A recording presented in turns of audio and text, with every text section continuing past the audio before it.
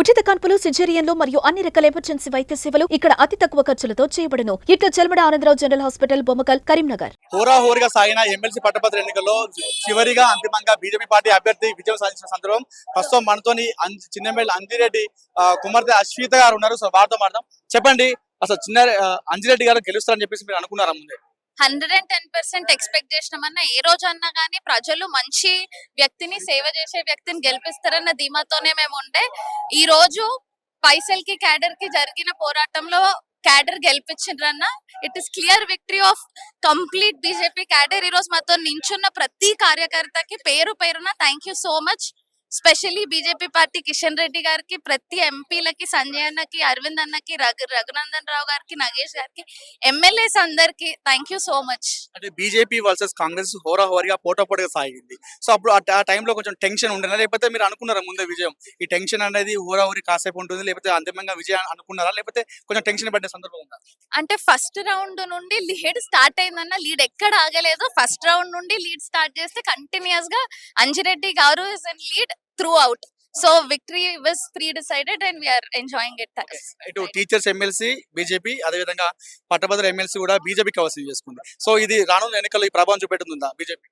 అంజిరెడ్డి గారు గెలుపుతోని ఈరోజు స్టేట్ లో బీజేపీ హవా స్టార్ట్ అవుతుందన్న. ఇక్కడ నుండి కొట్టుకుంటూ వెళ్తే నెక్స్ట్ లోకల్ బాడీ జిహెచ్ఎంసీ, తర్వాత స్టేట్ లో గవర్నమెంట్ ఫామ్ చేస్తాం. That is for sure. ఇంకొకటి, ఈ ఏదైతే 4 ఉమ్మడి జిల్లాలు ఉన్నాయో, ఈ 42 అసెంబ్లీ కాన్స్టిట్యూన్స్ లో కాంగ్రెస్ పార్టీ ఎమ్మెల్యేలు అధికంగా ఉన్నారు. అదేవిధంగా రాష్ట్రంలో కూడా కాంగ్రెస్ పార్టీ అధికారం ఉంది. సో అంటే అంచనాలు ఎలా అనుకున్నారు ముందు? ఇంతమంది తట్టుకొని ముందుకు వెళ్తామా అన్నట్టుగా ఏదైనా అనిపించిందా? అదేవిధంగా ఇక్కడ అందరూ కూడా స్థానిక ఉన్నటువంటి అభ్యర్థులు, ఇక్కడ కరీంనగర్ అభ్యర్థులు, ఒక అంజిరెడ్డి మాత్రం పక్క జిల్లా నుండి. సో ఎలా ఉంటుంది అన్న? ఫస్ట్ ఆఫ్ ఆల్ పక్క జిల్లా అంటే మాది కూడా మెదక్ జిల్లా. ఈ ఎమ్మెల్సీ కరీంనగర్, ఆదిలాబాద్, నిజామాబాద్, మెదక్ 4 జిల్లాలకు సంబంధించింది కాబట్టి అంజిరెడ్డి గారు belongs to one of these districts. And apart from this ఒకటి ఏంటంటే, ఈ రోజు మా క్యాడర్ మాకు నిలబడ్డదన్న. ప్రతి ఒక్క కార్యకర్త మాకు నిలబడ్డారు. అదే కాకుండా ఏంటంటే ప్రతి గ్రాడ్యుయేట్ ఓటర్ కి ఈ రోజు మీ అందరికీ థ్యాంక్స్ చెప్తున్నా. ఎందుకంటే సేవ చేసే వ్యక్తిని మీరు గెలిపించుకున్నారు. మీకు అండగా అంజిరెడ్డి గారు నిలబడి ఈ 6 years సర్వీస్ అంటే ఏంటో, గ్రాడ్యుయేట్స్ కష్టాలకి ఒక ప్రశ్నించే గొంతులాగా అసెంబ్లీలు ఉండి కాంగ్రెస్ గవర్నమెంట్ కి కంపల్సరీ ఫైట్ చేసి మీ అందరి ప్రాబ్లమ్స్ సాల్వ్ చేస్తారు.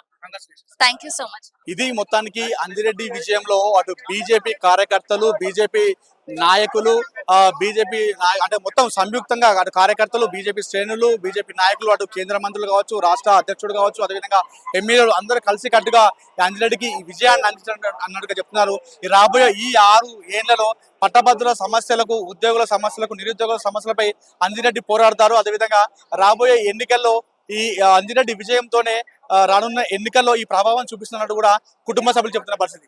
కెమెరా పర్సన్ కుమార్తో అనిల్, సుమన్ టీవీ, కరీంనగర్ నుండి.